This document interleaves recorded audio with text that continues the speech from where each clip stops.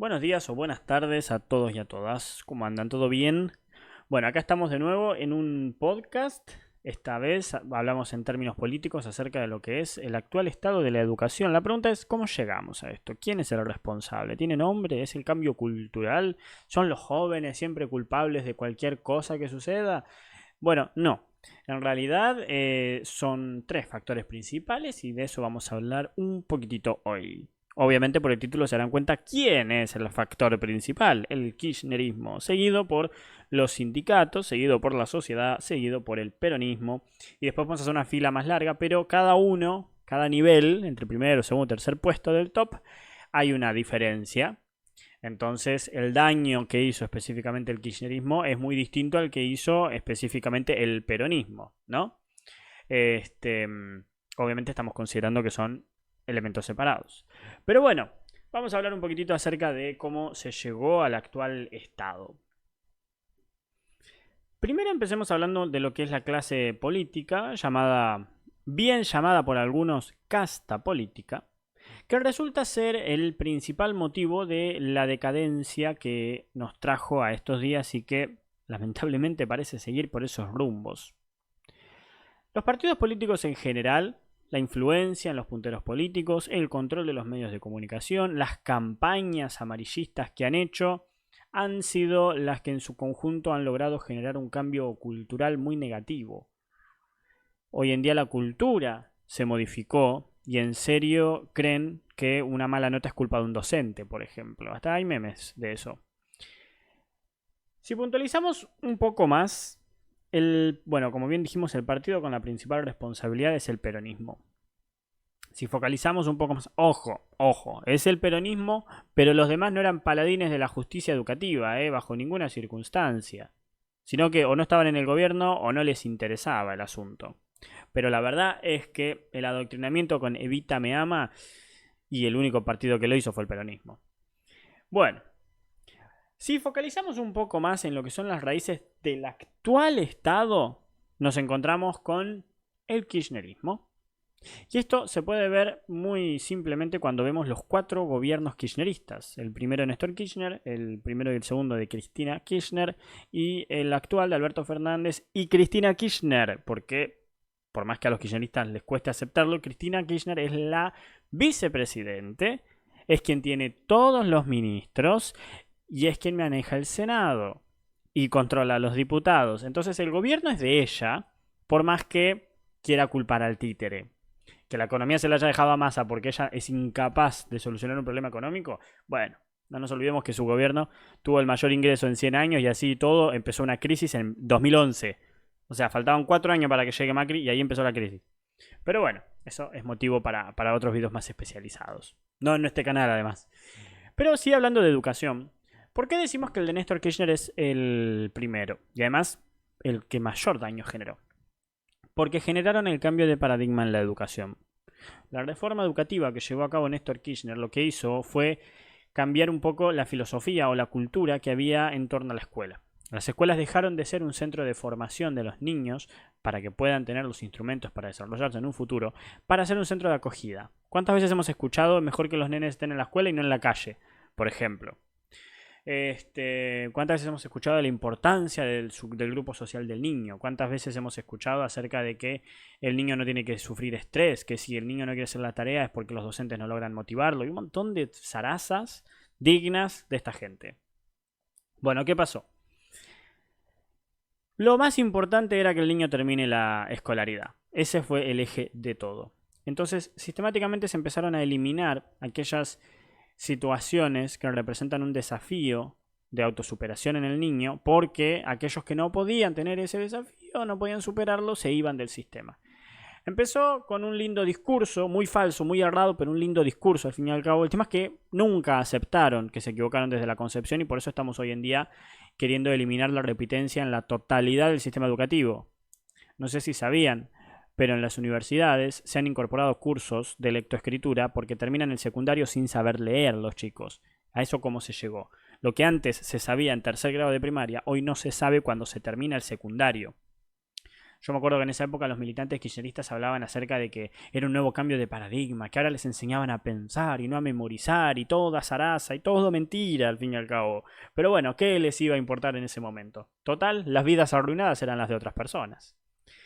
Pero bueno, el primer gobierno del kirchnerismo generó ese cambio de paradigma. Y ahí empezó el ataque a los docentes, a los profesionales. ¿Por qué? Porque el docente que tenía muchos desaprobados y lo citaban, tenía que dar explicaciones de por qué desaprobaba. Y si no corregía esa actitud empezaba a tener, se empezaban a mover ciertos, ¿cómo sería? Instrumentos de presión para que lo haga. Llevados a la directora, porque en realidad la inspectora forzaba a la directora terminaba siendo víctima de la inspectora y terminaba presionando a sus docentes. Llegó un punto en donde los docentes ni siquiera podían poner las notas. Han habido muchos casos de docentes que ponen las notas en el boletín y los directivos modifican esas notas para que hayan menos repitencias. A eso se ha llegado. Bueno, ahí empezó. Obviamente de la mano del menosprecio al docente. Ya se dejaba de respetar a lo que era el docente y se lo empezaba a ningunear. Los sueldos, las humillaciones públicas, como cuando luego de una agresión que tuvo una docente de parte de una madre, la propia presidenta en funciones, Cristina Kirchner, en cadena nacional, dijo que se quejaban tanto por los sueldos porque tenían 3 meses de vacaciones y trabajaban 4 horas por día. Amén de que, o sea, fue una cuestión de que estaban las golpizas a los profesionales y justo se dio esa situación por un supuesto reclamo salarial que además era muy por debajo de la inflación, porque obviamente el sindicato responde al político y no a los trabajadores. Pero bueno, por ahí estoy mezclando un poco muchas cosas. Vamos un poco en orden. Néstor Kirchner generó esa reforma, que fue el inicio del caos. Cristina Kirchner las potenció y hasta empezó el circo de las Conectar Igualdad. ¿Cuántos defensores de Conectar Igualdad hay? No, porque ahora podían usar tal programa, no, porque uno no es capaz de ver los cambios que hacen, no, porque eso iguala, no, porque eso no sé qué. El nivel empeoró sistemáticamente. Mucha computadorita, pero el nivel medio se fue a pique. Fue un desastre el nivel. ¿Y las computadoritas dónde estaban? Sí, las tenían todos los nenes. ¿Y de qué sirvieron? De nada. Pero para una sociedad cómplice y dormida y muy dispuesta a aplaudir a cualquier político que los salude, fue que no vieron que esas computadoras no estaban mejorando el nivel, pese a que en los discursos se diga que sí. El segundo gobierno del kirchnerismo fue lo mismo, pero peor. Ahí hubo más ninguneo hacia los docentes, ahí fue lo de esta cadena nacional que les digo. Ahí es donde aumentaron las palizas a los profesionales, ahí es donde no se tomó ninguna medida. De hecho, la oposición siempre oportunista hablaba acerca de que pegarle a un docente tenía que tener la misma carga que pegarle a un policía, pues buenísimo. Después fuera un gobierno y no pasó nada. Pero bueno, Conectar Igualdad fue una enorme pantalla que ayudó para estupidizar a gran parte de una sociedad cómplice y dormida sobre esto. Este cambio de paradigma, tal y como decimos, generó que la educación en general se vea afectada y que se logre una escalera descendente. Porque, a ver, supongamos que nosotros tenemos una escalera, una educación, es un nivel 10, pongámosle, ¿no? Ahora, ¿qué pasa? Nivel 10 hay chicos que no pueden pasar de año, entonces hay que ponerle a nivel 9. Hay que bajarle el promedio a todos, o sea, la exigencia a todos, porque un grupito no pueden pasar. Bueno, listo, pasamos a tener nivel 9. Ahora ese nivel 9 se convierte en la norma, pasa a ser el nuevo nivel 10. Entonces, ¿qué pasa? Los que no pueden pasar y se baja el nivel de nuevo, y así. Entonces se empezó con un detalle acá, un detalle allá, y se termina con hoy en día, en donde termina en la escuela gente que no sabe leer. Es así de simple. Los docentes, muchos son cómplices, y de eso ahora vamos a ir a hablar, pero los que querían trabajar, los que mantenían los viejos modos, eran señalados como anticuados, no entendían las nuevas concepciones, que ahora tenían que enseñar a pensar a los nenes, esa boludez que dijeron en esa época y que tanto daño hicieron. Otro de los factores fundamentales fueron los sindicatos. Los sindicatos ingresaron con Frondizi en la educación a fines de los años 50. Frondizi es uno de esos gobiernos radicales que tampoco pudo terminar su mandato. Luego de él vino Ilia y luego de él ya empezó la gran caída del radicalismo porque volvió Perón. Pero bueno, no nos perdamos. ¿Qué pasó con los sindicatos? Los sindicatos velan por los trabajadores. Muy bien. Ahora, ¿cuál es el problema? Que en sus manos tienen un bien preciadísimo, que es la educación. Si vos estás en ese ambiente, no puedes ignorar la educación. Es como si... A ver, ¿por qué los sindicatos no pueden... ¿por qué la policía no puede sindicalizarse? Porque tienen en sus manos la seguridad. ¿Cuál es el problema de que se sindicalicen? Y bueno, que todo Bueno, si alguien cree que un sindicalista es una persona honesta y amorosa, bien por él. Pero la realidad es que utilizan a los trabajadores como medios de fuerza. Imagínense si la policía es medio de fuerza de un sindicato. Las zonas liberadas que habrían. Bueno, con la educación es lo mismo. Se maneja un bien tan preciado para la sociedad y para la vida de las personas que no debería permitirse un sindicato ahí. Pero bueno, así lo hicieron, se permitió el sindicato y por eso la educación en gran parte se vio avasallada por los sindicatos. Porque, ¿qué pasa? El sindicato le dice que sí al trabajador. Y si el trabajador es malo, y si el trabajador es inútil, y si el trabajador quiere perjudicar, no importa, hay que hacer lo que dice el trabajador. Genial. ¿Qué pasó? Un montón de docentes que no trabajan pero cobran igual. Carpetas médicas infinitas que no se demuestran. Personas con un solo año en carrera que ya están frente a un aula. La imposibilidad de despidos. A ver, acá en la Argentina hace muy poco, en este 2023, hace creo que un mes, una docente que había sido despedida por zamarrear a un chico, o sea, por ejercer violencia física contra un alumno, fue despedida, hizo juicio y le tuvieron que pagar 10 millones de pesos a la maestra maltratadora. Sí, mira qué bien, maltratas a un niño y ganas 10 millones de pesos. País generoso, ¿eh? Existen otros múltiples casos en realidad de casos, situaciones en los donde no se puede despedir. Entonces, ¿qué pasa? Se convierten en un personal que da vueltas, personal administrativo, carpeta psiquiátrica sin un fundamento real. Entonces hay un montón de sobresueldos que se pagan en la educación. Entonces uno ve que el presupuesto es enorme para educación, sí, pero se gastan estas cosas provocadas por los sindicatos. Es tan simple como eso. ¿Qué pasa cuando un docente quiere adoctrinar y de hecho se la filma gritándole a un alumno, diciéndole que además es un pobre porque no puede pagar la educación privada, tal y como pasó en la Argentina? Nada. Obviamente, esa docente que está maltratando a un niño y está haciendo política dentro del aula, lo único que quiere es enseñar. Entonces nadie se la puede tocar. Se la removió del cargo, tuvo goce de sueldo y vacaciones al mismo tiempo y ya está de nuevo frente a un aula. Ahí está, gracias a los sindicatos. Bien, entonces, esa es la principal función que han tenido los sindicatos en cuanto a lo que es la destrucción del sistema. Pero no queda solo en ellos, porque luego tenemos la militancia. El kirchnerismo, una de las cosas que ha intentado hacer para cambiar la cultura es copar todas las áreas. Hoy en día, de hecho, pueden encontrar como grandes referentes de la psicología, dicen que hay que adoctrinar desde el diván. Grandes referentes de la justicia como Zaffaroni, quien baja la condena a las personas, a los violadores, a los pedófilos, porque estaba la luz apagada y que tenía prostíbulos en sus propiedades. Él hablaba justamente de una justicia al servicio del pueblo. ¿Qué es el pueblo? Bueno, para ellos el que gana una elección tiene impunidad, porque el pueblo lo eligió. Obviamente después ganó Macri y no, nada que ver, no, para nada. Pero bueno, son así, estas dictaduras de la mayoría son así. El adoctrinamiento en las aulas se vio fuertemente potenciado durante el gobierno de Cristina Kirchner debido a la cámpora. Porque la cámpora entraba a las escuelas, bajaba la bandera argentina, ponía su propia bandera y daba unos talleres obligatorios en donde enseñaban la versión kirchnerista de la vida. Cualquier alumno que hable mal del kirchnerismo era avergonzado ante sus pares y era maltratado. Y cualquier alumno que hable bien del kirchnerismo se lo aplaudía, era buenísimo. ¿Por qué se permitió esto? Bueno, primero y principal porque los directivos y los docentes no tenían la posibilidad de quejarse ante esto porque quienes estaban decidiendo que la cámpora entre ahí estaban en el Estado, muy por encima de incluso los inspectores. A su vez, esta idea de militar en las aulas lo tenían muchos docentes y también muchos directivos, así que fue un entramado de complicidad. Acá hubieron cómplices por todos lados. Los centros de estudiantes en las universidades obviamente trabajaron en el sentido de que cuando cada nuevo alumno que egresa, y recordemos que estando en primer año ya pueden, o en segundo año ya pueden estar frente a un aula, bueno, a esas personas eran las que le decía que había que adoctrinar. No con ese nombre, con palabras más lindas, enseñarles, abrirles la mente y todas esas cosas. Ahí nació una fuerte concepción de que no hay que formarse para trabajar, porque si trabajas te explotan. Una educación que forme obreros, en realidad lo que está haciendo es lanzándote a las garras del monstruo capitalista explotador.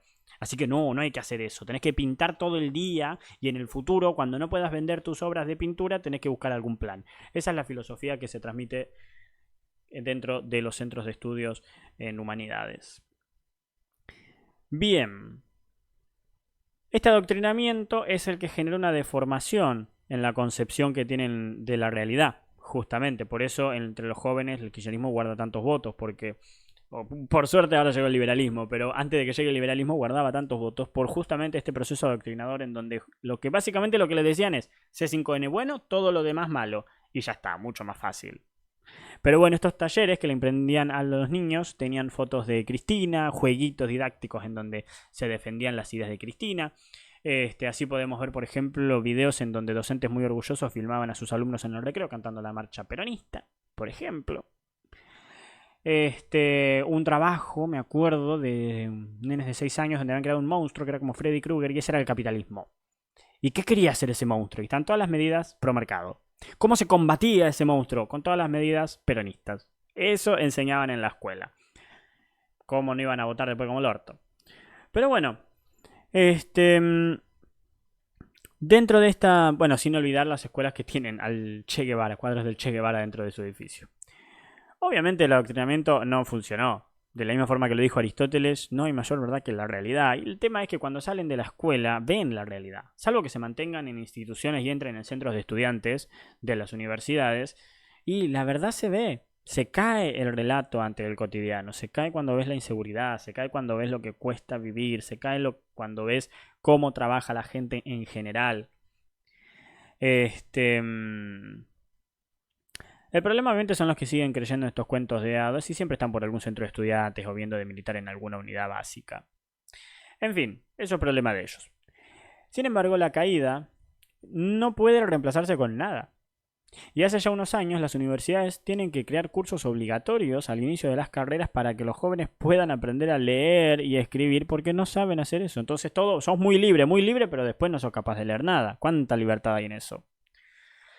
Todo lo que no sea un texto simple e infantil no se entiende para la mayoría de los egresados hoy en día de la escuela secundaria. Los textos técnicos de una ciencia o de la propia filosofía no pueden ser entendidos en la mayoría de los casos. Estamos hablando principalmente, obviamente, de la escuela pública, lamentablemente.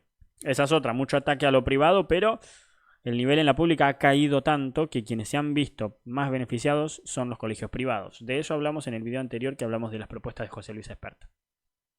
Bien. Por otro lado, vamos a hablar un poquitito de los motivos sociales. ¿Qué les parece? Si nos hacemos un poquitito cargo del voto. ¿Sí? Una población que se deja llevar por discursos y regalos. Cuando fue la reforma, la gente se creyó que la inseguridad bajaría, que los niños serían más felices, que el nivel mejoraría, que habría más igualdad. No pasó, obviamente. Y no dijeron nada. Cuando empezó a ser notorio, apareció el programa Conectar Igualdad. Y la gente creyó que eso solucionaría todo. Que era una educación tecnológica y de vanguardia, que a la tan buena educación de ese momento ahora se subiría de nivel a algo nunca visto. Obviamente tampoco pasó. Tampoco dijeron nada ahí. Cuando en el 2020 y con la excusa de la pandemia se cerraron las escuelas y se enseñó por un sistema híbrido con la televisión, ahí se empezaron a dar cuenta de algo. Tampoco tanto, la verdad. Los niños no tuvieron clases. Por la televisión les enseñaban a cocinar chipá y tenían faltas de ortografía los propios docentes. Todo porque era la única manera de salvar a la sociedad de una pandemia terrible. Al final la pandemia se llevó 4 veces más que a los países que tomaron muchas menos medidas que nosotros y estaban en igualdad de condiciones. Pero bueno, la gente también cayó, hizo silencio, porque bueno, la pandemia y coso y todas esas cosas. Bueno. Obviamente la gente termina siendo cómplice porque el precio lo terminan pagando al fin y al cabo los niños. Eso no se ve, cuando se daña de esa manera la educación, no se ven las consecuencias hasta después de 10, 20 o 30 años. Ahí está el problema. Lo que hicieron los kirchneristas se está viendo ahora con generaciones de gente que no sabe leer y escribir, que no tiene un razonamiento lógico mínimo. Y la idea es incluso eliminar la repitencia, o sea, seguir puntualizando por ese camino. ¿A qué se va a llegar? ¿A una sociedad en donde la mayor cantidad de la población no sea capaz de leer y escribir? ¿En donde todos se vean obligados a tener trabajos terriblemente simples porque no saben cómo leer un texto para ser administrativos o hacer cálculos matemáticos para ser cajeros?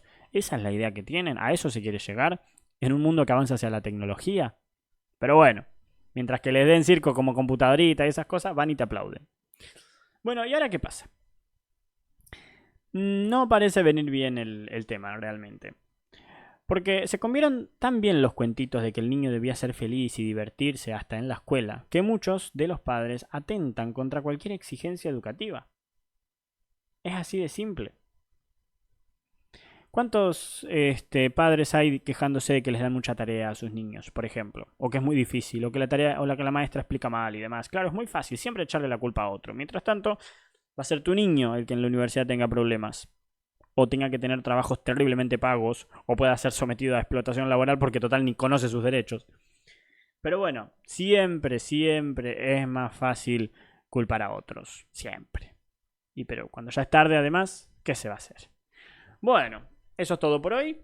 Espero que os haya resultado interesante, curioso, entretenido o lo que sea. Nos vemos en la caja de comentarios y que tengan un muy buen día. Acá está lloviendo, así que la verdad que está muy lindo. Adiós.